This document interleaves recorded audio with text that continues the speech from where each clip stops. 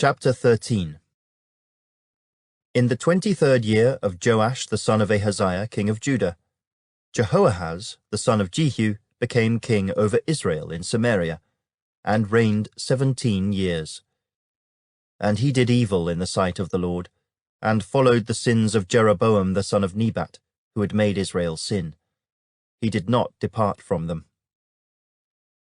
Then the anger of the Lord was aroused against Israel, and he delivered them into the hand of Hazael king of Syria, and into the hand of Ben-Hadad the son of Hazael all their days. So Jehoahaz pleaded with the Lord, and the Lord listened to him, for he saw the oppression of Israel, because the king of Syria oppressed them. Then the Lord gave Israel a deliverer, so that they escaped from under the hand of the Syrians, and the children of Israel dwelt in their tents as before. Nevertheless, they did not depart from the sins of the house of Jeroboam, who had made Israel sin, but walked in them. And the wooden image also remained in Samaria. For he left of the army of Jehoahaz only 50 horsemen, 10 chariots, and 10,000 foot soldiers, for the king of Syria had destroyed them, and made them like the dust at threshing. Now the rest of the acts of Jehoahaz, all that he did, and his might, are they not written in the book of the Chronicles of the kings of Israel? So Jehoahaz rested with his fathers, and they buried him in Samaria. Then Joash his son reigned in his place. In the 37th year of Joash king of Judah, Jehoash the son of Jehoahaz became king over Israel in Samaria, and reigned 16 years. And he did evil in the sight of the Lord. He did not depart from all the sins of Jeroboam the son of Nebat, who made Israel sin, but walked in them.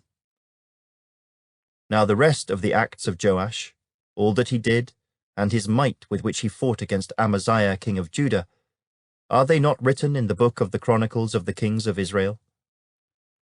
So Joash rested with his fathers. Then Jeroboam sat on his throne. And Joash was buried in Samaria with the kings of Israel. Elisha had become sick with the illness of which he would die. Then Joash the king of Israel came down to him, and wept over his face, and said, O my father, the chariots of Israel and their horsemen. And Elisha said to him, Take a bow and some arrows. So he took himself a bow and some arrows. Then he said to the king of Israel, Put your hand on the bow. So he put his hand on it, and Elisha put his hands on the king's hands. And he said, Open the east window. And he opened it. Then Elisha said, Shoot. And he shot. And he said, The arrow of the Lord's deliverance, and the arrow of deliverance from Syria. For you must strike the Syrians at Aphek till you have destroyed them. Then he said, Take the arrows. So he took them. And he said to the king of Israel, Strike the ground. So he struck 3 times and stopped. And the man of God was angry with him and said, You should have struck 5 or 6 times, then you would have struck Syria till you had destroyed it. But now you will strike Syria only 3 times. Then Elisha died, and they buried him. And the raiding bands from Moab invaded the land in the spring of the year. So it was, as they were burying a man, that suddenly they spied a band of raiders. And they put the man in the tomb of Elisha.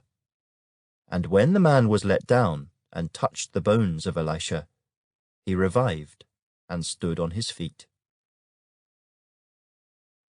And Hazael king of Syria oppressed Israel all the days of Jehoahaz. But the Lord was gracious to them, had compassion on them, and regarded them, because of his covenant with Abraham, Isaac, and Jacob, and would not yet destroy them or cast them from his presence. Now Hazael king of Syria died. Then Ben-Hadad his son reigned in his place. And Jehoash the son of Jehoahaz, recaptured from the hand of Ben-Hadad, the son of Hazael, the cities which he had taken out of the hand of Jehoahaz his father by war. 3 times Joash defeated him and recaptured the cities of Israel.